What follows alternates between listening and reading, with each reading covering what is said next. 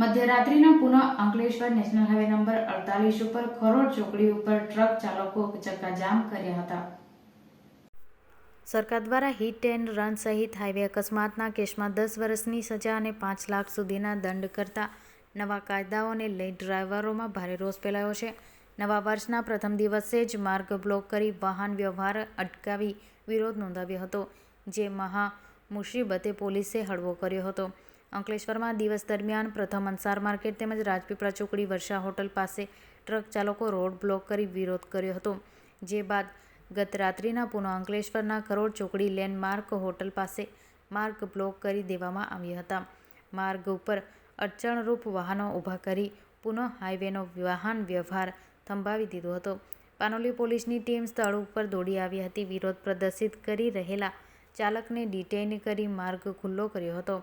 આખી રાત પોલીસ દ્વારા પેટ્રોલિંગ જારી રાખ્યું હતું. હવે હાઈવે ઉપર ટ્રક ચાલકોએ હવે વાહન હોટલમાં પાર્ક કરી ટ્રાન્સપોર્ટેશન થંભાવી દીધું હતું.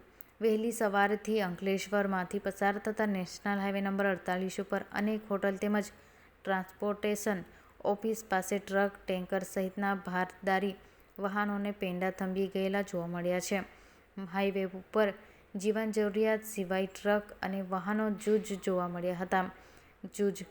આ ટ્રક ચાલકો દ્વારા અચાનક વહેલી સવારથી જ ડ્રાઇવિંગ બંધ કરવામાં આવતા અનેક ઉદ્યોગ વેપારીઓ તેમજ ચીજવસ્તુ પરિવહન થંભી ગયું હતું. સમયસર ટ્રાન્સપોર્ટ ના થતાં ધંધો રોજગાર ઉપર અસર ઊભી થવાની શરૂઆત થઈ હતી. ખુદ ટ્રાન્સપોર્ટેશન ઉદ્યોગને પણ મોટો ફટકો પડવાની શરૂઆત થઈ છે. અસમજતા વચ્ચે નીકળવાનું પણ ટાળ્યું. ટ્રક ચાલકો જોડે વાતચીત કરવાનો પ્રયત્ન કરતા તેઓ દ્વારા એક જ સૂર વ્યક્ત કર્યો હતો કે સરકાર દ્વારા ખરેખર આ કાયદો પાછો ખેંચી લેવો જોઈએ. કોઈ ચાલક જાણી જોઈને અકસ્માત સર્જ્યા નથી ત્યારે તેના ઉપર આટલી આકરી સજા ખોટી છે. તો હાલ ચાલી રહેલા વિરોધ વચ્ચે અકસ્માત રસ્તામાં રોકાઈ જવું પડે અને તે કરતાં સ્વયંભૂ હાલ અસમજતા વચ્ચે નીકળવાનું પણ ટાળી રહ્યા છે. હાઈવે ઉપર રોજ લાખો વાહનો પસાર થતા હોય છે ત્યારે ગત રોજ વિરોધ પ્રદર્શન બાદ આજરોજ ટ્રક ચાલકો સવારથી ટ્રક મૂકી ટ્રાન્સપોર્ટેશન અટકાવી દીધું હતું, જેને લઈ હાઈવે પર રોજિંદી ટ્રાફિકમાં 80% ઘટાડો જોવા મળ્યો હતો.